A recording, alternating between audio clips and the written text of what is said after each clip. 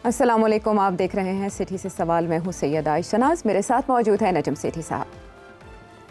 Programme का आगाज़ करते हैं उस बड़ी खबर से जिसे बज़ाहिर भारत अपनी कामयाबी समझ रहा है, अपने नैरेटिव की कामयाबी समझ रहा है। पहलगाम अटैक के बाद वो भारत जो जिच होता रहा मुसलसल, जब अमेरिकन प्रेसिडेंट ये दावा करते थे कि सीज़ फायर उन्होंने करवाया, तो भारत इसको एक्नॉलेज नहीं करता था, अमेरिका के किरदार को एक्नॉलेज नहीं करता था। लेकिन एक बड़ी एक्नॉलेजमेंट जो अमेरिकी वज़ारत ख़ारिजा की जानिब से, महकमा ख़ारिजा की जानिब से सामने आई है कि कलअदम शिद्दत पसंद तंजीम लश्कर तैयबा की एक ज़ैली तंजीम है द रेजिस्टेंस फ्रंट, उसको प्रॉक्सी करार दिया गया है और मजम्मत की गई है इस नौयत के इक़दामात की जो उस प्रॉक्सी की जानिब से किए गए।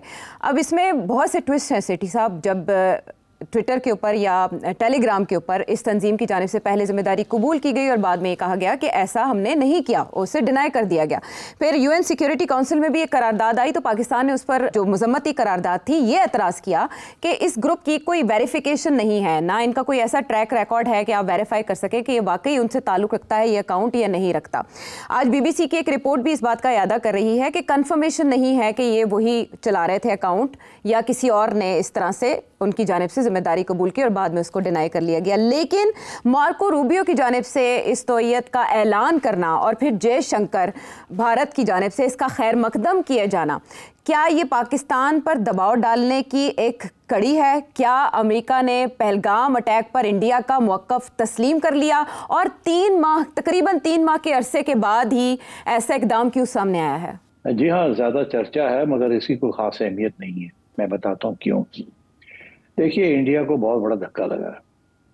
इंडिया की जितना भी बयानिया था पाकिस्तान के बारे में वो हर जगह पे मुस्तरद कर दिया। किसी प्लेटफॉर्म से उन्हें सपोर्ट नहीं मिली कि पहलगाम जो हुआ है इसके पीछे पाकिस्तान का हाथ है। बहुत कोशिश की, फिर इंडिया के अंदर बड़ी तनकीद शुरू हो गई और नरेंद्र मोदी की हुकूमत बहुत बैकफुट पे थी।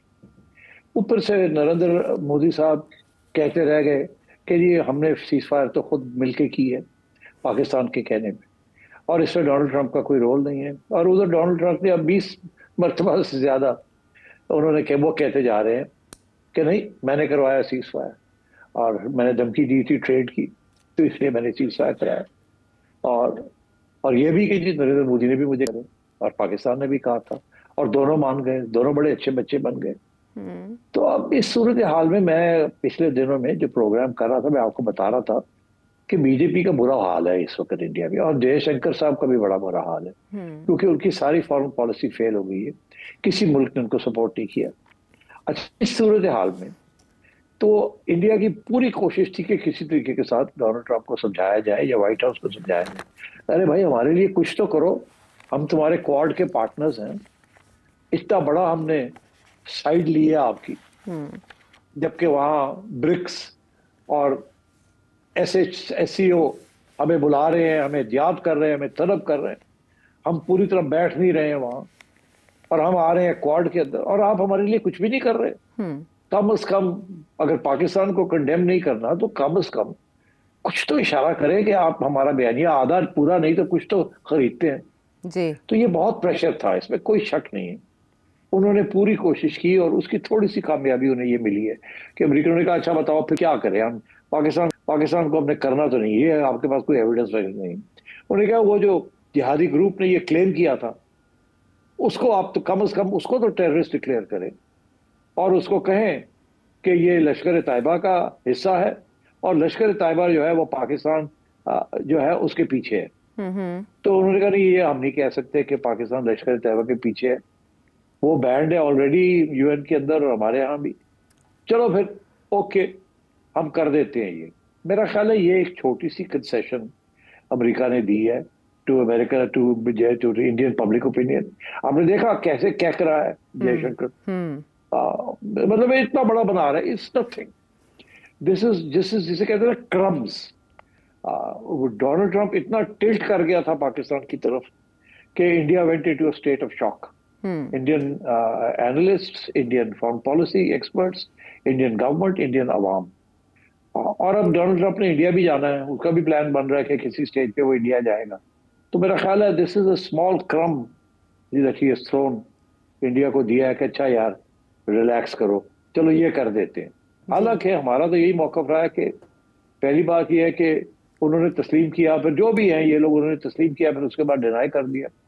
और हम तो काफी अरसे से कुछ लोग कह रहे हैं कि फॉल्स फ्लैग ऑपरेशन था, तो ये भी हो सकता है कि ये भी तंजीम जो है इंडिया ने खुद बनाई हो, और पाकिस्तान ने तो बिल्कुल डिनाई कर दिया। अब बात यह है कि अगर तो ये इंडिया ने तंजीम बनाई है तो इंडिया की तंजीम को अमेरिका ने ब्लैकलिस्ट कर दिया, तो चलो, बिकॉज कोई लिंक तो नहीं निकला ना बिटवीन दिस तंजीम एंड लश्कर तैयबा या पाकिस्तान। लश्कर तैयबा ने तो नहीं अनाउंस किया कि ये हमारी तंजीम है, ये तो एक स्पेकुलेशन हो रही है, ये तो इंडिया ये क्लेम कर रहा है। तो अब मेरा ख्याल है इससे ज्यादा इसकी कोई अहमियत नहीं है। It is just a small thing that the Americans have considered to India, उसको चुप कराने के लिए और थोड़ी इज्जत रह जाए उनकी। आई थिंक जयशंकर हिमसेल्फ बहुत परेशान थे कि मेरा क्या होगा, तो अब वो इसीलिए आगे आगे बढ़ के कह रहे हैं देखें हमने मना लिया, हमने मना लिया। तो आई थिंक इससे ज्यादा सिग्निफिकेंस नहीं है। अच्छा, डोनाल्ड ट्रंप अपनी व्यू चेंज करने के लिए तैयार नहीं है about India, Pakistan and his other foreign policy initiatives. Sir साहब, आपके तजिए से ऐसा लगे अमेरिका की तरफ से दाना डाला गया है भारत को इतना अरसा इग्नोर करने के बाद, उनके रेटरिक को या उनके नैरेटिव को इग्नोर करने के बाद।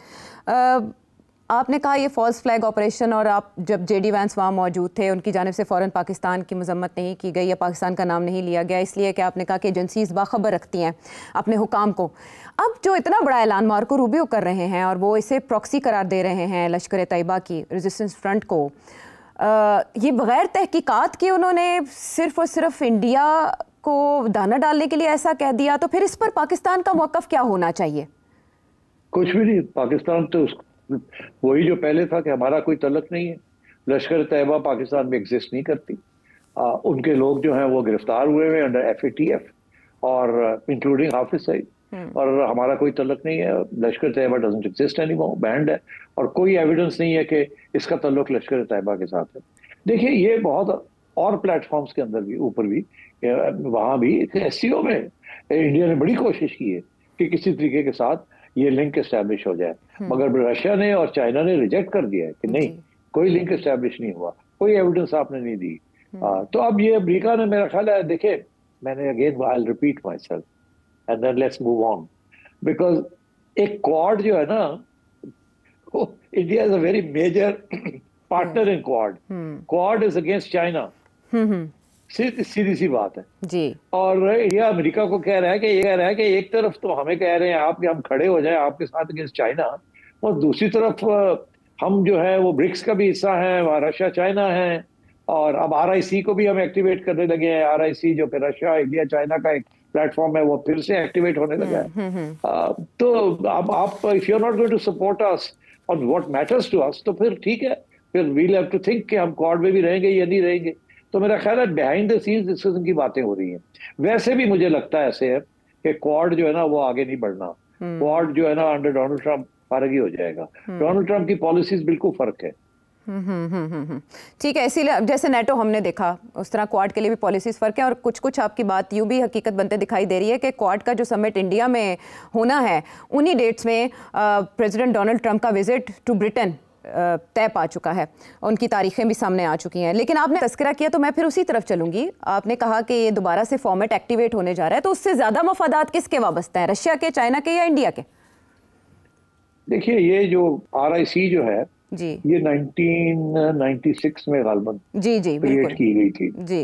1996 में इंडिया बिल्कुल ही नॉन अलाइंड किस्म की सिचुएशन में था। It was not an American ally, in fact बड़े क्लोज तल्लुकात थे विद रशिया। और अभी 2020 में जो वाकया हुआ है, वो एक दफा जो जंग हुई है वो अभी हुई नहीं थी, और चाइना के साथ भी तल्लुकात बढ़ रहे थे और तजारत बढ़ रही थी।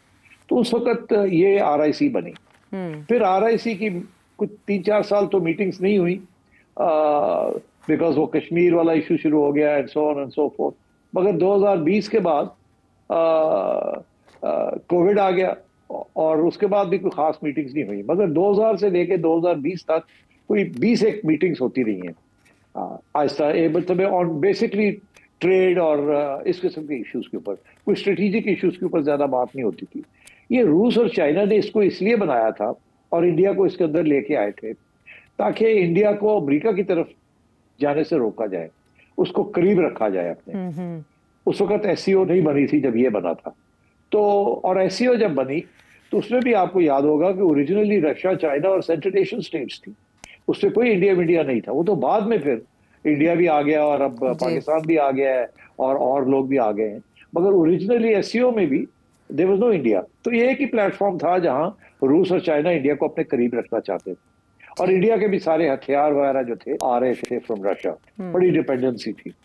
तो आई थिंक अब RIC अब जो एक्टिवेट हो रही है, उसमें बड़ी इंटरेस्टिंग डेवलपमेंट ये है कि रशिया चाइना बहुत कीन है, वो चाहते हैं कि जल्दी जल्दी इंडिया को इसको रीएक्टिवेट किया जाए। मगर इंडिया क्योंकि क्वाड में है अभी तक, और ब्रिक्स में भी है, और SCO में भी है, अब इंडिया को ये फिक्र पड़ी हुई है कि ये ना हो कि हम अब RIC में चले जाएं और America gets very angry with us और कहे कि ये तो बिल्कुल ही हमें छोड़ के सारे रशिया और चाइना ग्रुप्स में जा रहे हैं। बिकॉज देखिए, ब्रिक्स में भी शुरू में तो इट वाज ब्राजील, रशिया जी, इंडिया, चाइना और चाइना, 4 थे, फिर साउथ अफ्रीका बाद में आया जी। अब ब्रिक्स भी इनलार्ज हो गई है, ठीक है ना। तो अब ये सारे ग्रुप्स जो बन रहे हैं, they are becoming part of the global south.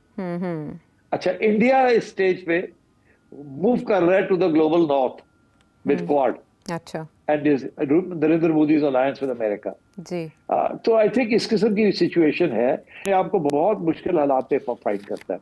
अभी एक बड़ी इंटरेस्टिंग कमेंट्री है, अगर लोग इसके ऊपर और तवज्जो देना चाहे कि इंडिया के हालात क्या हैं, मैंने इस पर तबसरा किया है, मगर अभी हाल ही में एक और तबसरा मैंने सुना है जो कि बिल्कुल जो बातें मैं कर रहा था वही बातें वो भी कर रहे हैं, और वो ज्यादा डिटेल में बात कर रहे हैं। अपना सौनी साहब, वो उनका भी एक आया वीडियो, और वो उसके ऊपर भी बता रहे हैं कि इंडिया की जो फॉरेन पॉलिसी है बिल्कुल इस वक्त स्क्रूड है, और उसको समझ नहीं आ रही इंडिया को कि जाना इधर है या उधर जाना, एंड सो ऑन। तो ये that is what the relevance of RIC is. इसलिए चाइना और रशिया बहुत कीन है कि इंडिया वापस आए और इसको एक्टिवेट किया जाए।